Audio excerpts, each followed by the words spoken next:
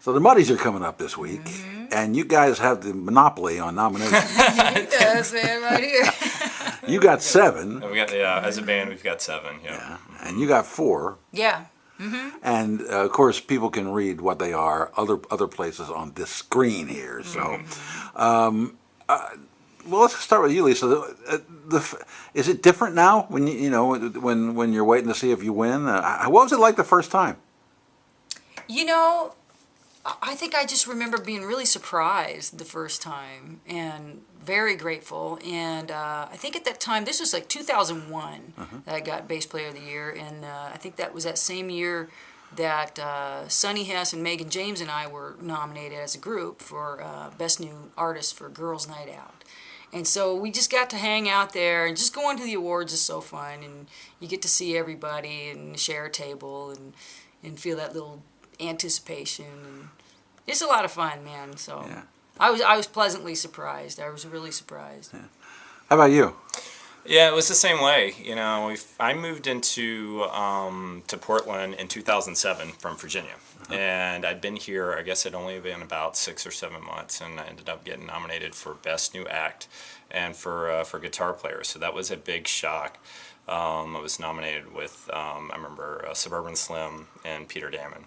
And that was quite the honor, and it's still like that every time they come out. It's kind of it's an exciting time, and to get to spend with your buddies there at the awards, and you get to see everybody, and it's a great event.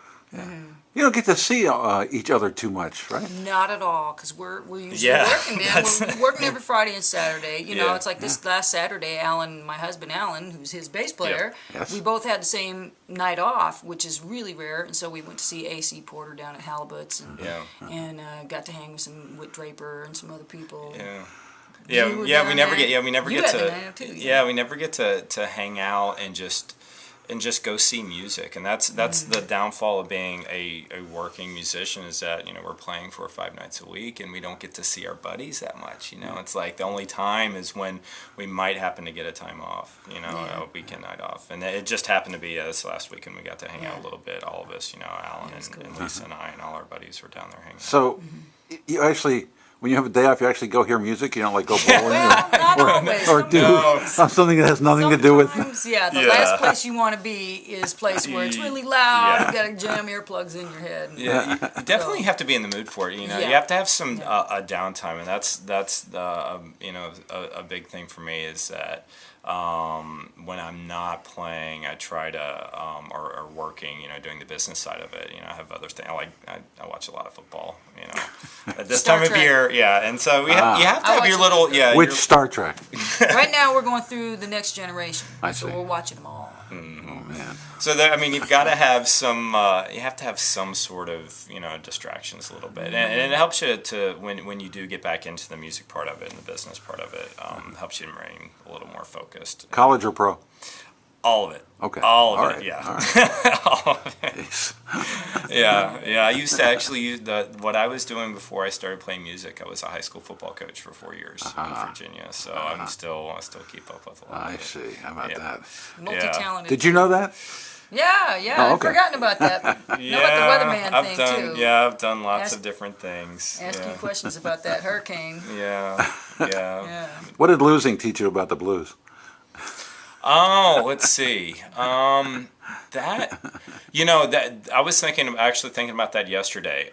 Sports was a great way of analogy for life. Is that you can't, you can win and lose, but it's not so much that one game. It's kind of a bigger picture thing, and that taught me from an early age. I started playing sports when I was 9, and that taught me from an early age how to handle losses and how to learn from them, and that was huge. And so that's the way in the music business, because there's so many times we get told no, you can't do this, you can't play here, you can't do that, and it taught me not to give up and just to kind of keep pushing through, and sports played a really big part in that. Lisa, would you rather be nominated for singing or for bass playing? I have no idea. She doesn't have to have that problem deciding, because she's always nominated. I've always for just seen both. it as just like one thing, that I just do. I sing and play bass, and so. But it is kind of fun being nominated with my husband, and then we can, razz each other about that. And, I'm going to beat you this year, and, but Competition? Yeah. Really? just In a family? No. we're always joking around. Yeah. So. The running joke is that whoever loses has to sleep on the Yeah. couch that year. So Alan's had to sleep on the couch lately. Oh, no. Alan Yeah. has yet to He win doesn't it. have to sleep on the couch because he does the dishes. Yeah, that's what That's it good. is. So how is your voice? My voice is doing well, and I really credit Dr. Wesley Lewis helping me out. He's an ear, nose, and throat, and also Tom Blaylock, who's the vocal instructor. So he's got me doing all this like new and all those weird vocal exercises and everything. But it's really, I was a bodybuilder for some years, and so he really explained how certain exercises will involve certain muscle groups in the larynx, and others will involve other other muscle groups, and so it's just like weightlifting for my voice. And so, it gets weak, it gets a little, as you can hear, cloudy sometimes, but it's getting a lot better. And the working theory now is that I injured it in some way, perhaps with like eggshell or something. And then, my mother passed away, a lot of stress, acid reflux, got an ulcer, garden variety ulcer, because, we had a little bit of a cancer scare for a little bit. And I really want to thank everybody for sending their prayers our way, because that was pretty darn scary, and just took out the whole summer. And but I had all these shows booked, and I couldn't sing all night, so I hired Ray Gordon and Lorana Steele and Melissa Buchanan and all these, and Sonny Hess took over a lot of vocals when we did our duets, and they really came through for me. And actually, it was a lot of fun. The texting and typing and hand waving and gesturing. I remember. was a lot of fun. Yeah.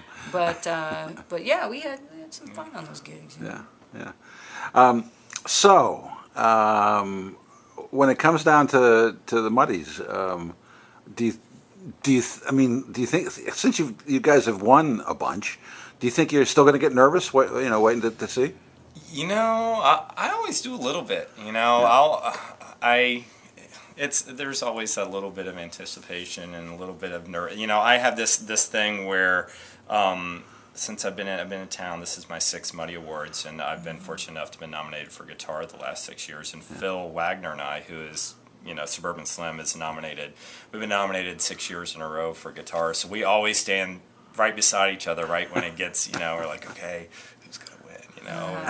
And kind of have these little rituals that we do, and it always gets a little nervous, but it's always exciting. I always see, all of the wonderful talent that's here, and everybody is deserving. No matter who wins or who loses, everybody is deserving, and it's just great to kind of see the excitement about the blues scene and about the music here in Portland, and that's the big thing. And even though I get a little nervous, the outcome is it.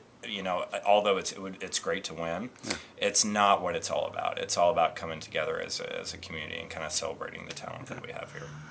What about you? Yeah. Any rituals? No, usually I don't get too nervous about it until we're like at the awards, and then they say, and now bass player of the year or something, and then